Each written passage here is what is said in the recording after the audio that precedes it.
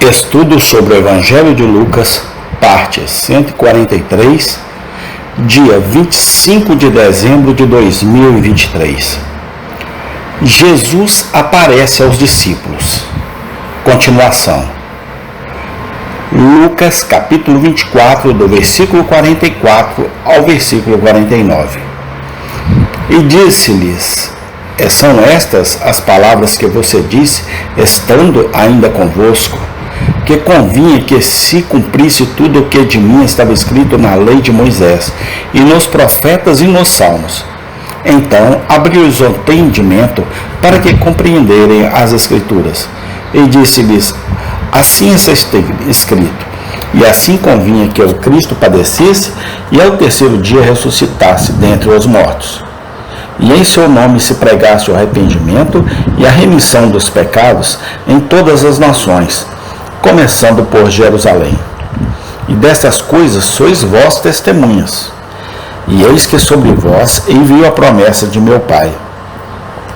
Ficai, porém, na cidade de Jerusalém, até que do alto sejais revestidos de poder.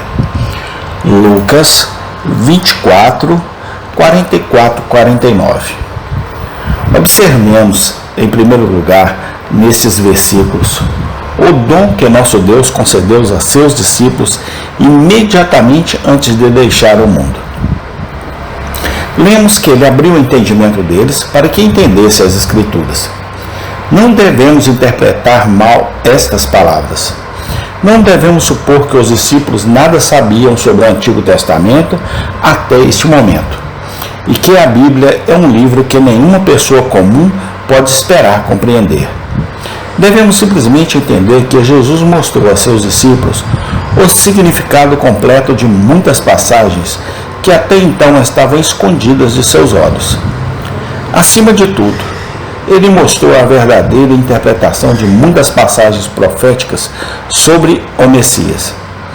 Todos nós precisamos de uma iluminação semelhante de nossos entendimentos. O homem natural não aceita as coisas do Espírito de Deus, porque lhes são loucura, nem pode entendê-las, porque elas se discernem espiritualmente. 1 Coríntios 2,14. Orgulho, preconceito e amor ao mundo cegam nossos intelectos e lançam um véu sobre os olhos de nossas mentes na leitura das Escrituras. Vemos as palavras, mas não as entendemos completamente, até que sejamos ensinados do alto. Aquele que deseja ler sua Bíblia com proveito, deve primeiro pedir ao Senhor Jesus que abra os olhos de seu entendimento pelo Espírito Santo. Comentários humanos são úteis à sua maneira. A ajuda de homens bons e instruídos não deve ser desprezada. Mas não há comentários que possam ser comparados com o ensino de Cristo. Um espírito humilde e de oração encontrará 1000 coisas na Bíblia que o estudante orgulhoso e presunçoso deixará totalmente de discernir. Vamos observar, em segundo lugar, nesses versículos, a maneira notável pela qual o Senhor Jesus fala de sua própria morte na cruz. Ele não fala disso como um infortúnio ou como algo a ser lamentado, mas como uma necessidade. Ele diz: o Messias deve sofrer e ressuscitar no terceiro dia. A morte de Cristo foi necessária para a nossa salvação. Sua carne e sangue, oferecendo-se em sacrifícios na cruz, era a vida do mundo. João 6,51.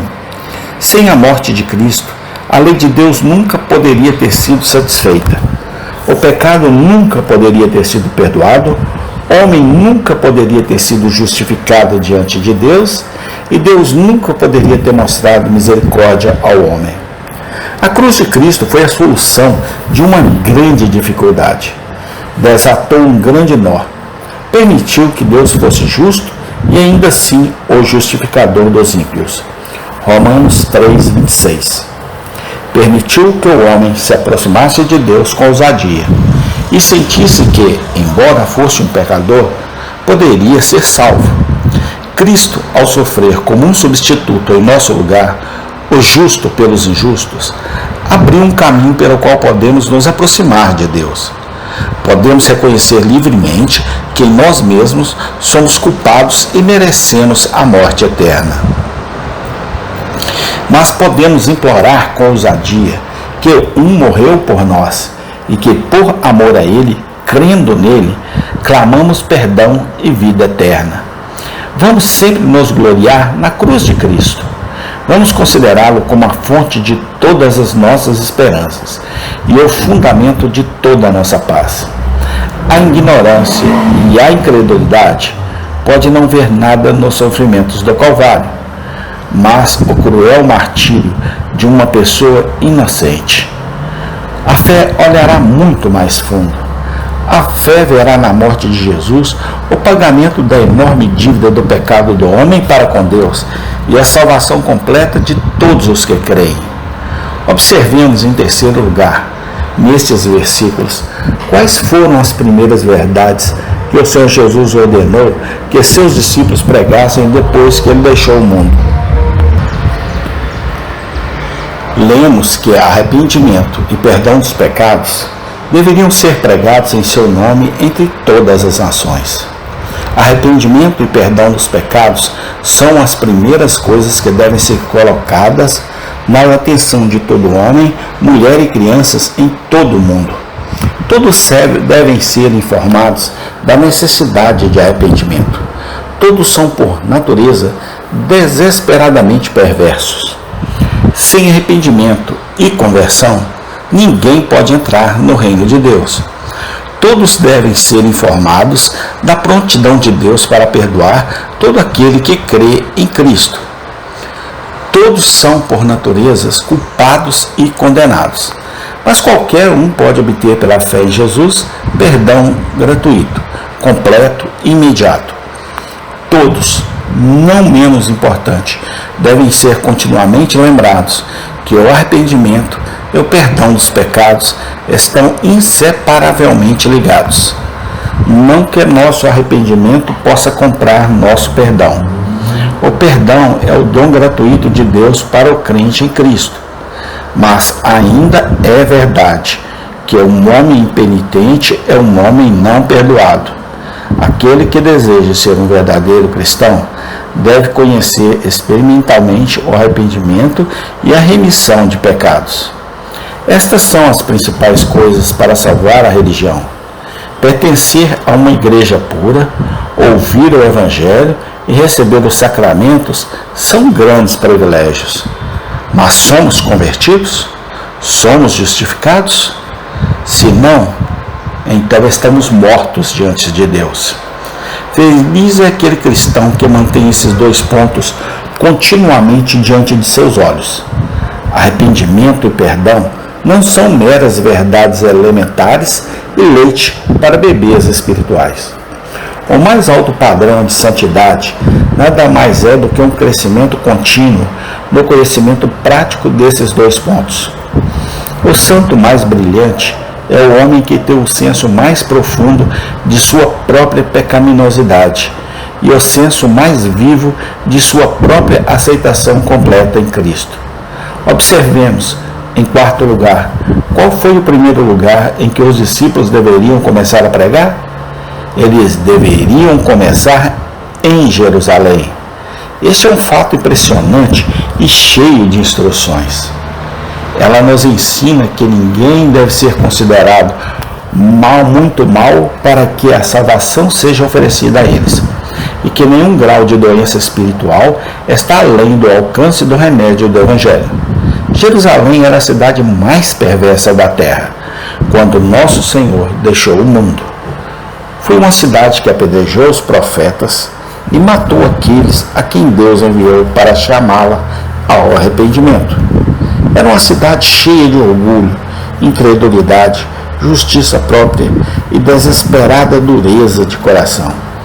Era uma cidade que acabara de coroar todas as suas transgressões, crucificando o Senhor da glória. E, no entanto, Jerusalém era o lugar em que a primeira proclamação de arrependimento e perdão deveria ser feita. A ordem de Cristo era clara. comece por Jerusalém. Vemos nessas palavras maravilhosas o comprimento, a largura, a profundidade e a altura da compaixão de Cristo para com os pecadores. Nunca devemos nos desesperar de alguém ser salvo, por mais mau e perdulário que ele possa ter sido. Devemos abrir a porta do arrependimento ao principal dos pecadores. Não devemos ter medo de convidar o pior dos homens a se arrepender, crer e viver. É a glória de nosso grande médico, que ele pode curar casos incuráveis. As coisas que parecem impossíveis aos homens são possíveis com Cristo. Observemos por último a posição peculiar que os crentes e especialmente os ministros devem ocupar neste mundo. Nosso Senhor o define em uma palavra expressiva. Ele diz: vocês são testemunhas. Se somos verdadeiros discípulos de Cristo, então devemos prestar um testemunho contínuo em meio a um mundo maligno. Devemos testemunhar a verdade do Evangelho de nosso Mestre, a graça do coração de nosso Mestre, a felicidade do serviço de nosso Mestre, a excelência das regras de vida de nosso Mestre e o enorme perigo e maldade dos caminhos do mundo. Tal testemunho, sem dúvida, trará o desagrado do homem sobre nós.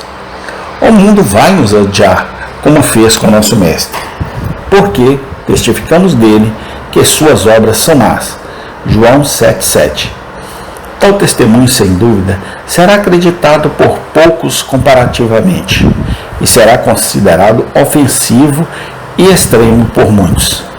Mas o dever de uma testemunha é prestar seu testemunho, acreditando-se ou não. Se prestarmos um testemunho fiel, cumprimos nosso dever, embora como Noé, Elias e Jeremias estejamos quase sozinhos. O que sabemos desses personagens testemunhador? Que tipo de testemunho prestamos? Que evidência damos de que somos discípulos de um Salvador crucificado e, como ele, não somos do mundo? João 17,14. Que marca mostramos de pertencer àquele que disse: eu vim para dar testemunho da verdade. João 18,37. Feliz é aquele que pode dar uma resposta satisfatória a essas perguntas e cuja vida declara claramente que ele busca um país melhor. Hebreus 11,14. Amém. Tem continuação. Obrigado, Senhor Jesus Cristo, por tua graça, pelo teu amor, pela tua misericórdia para conosco.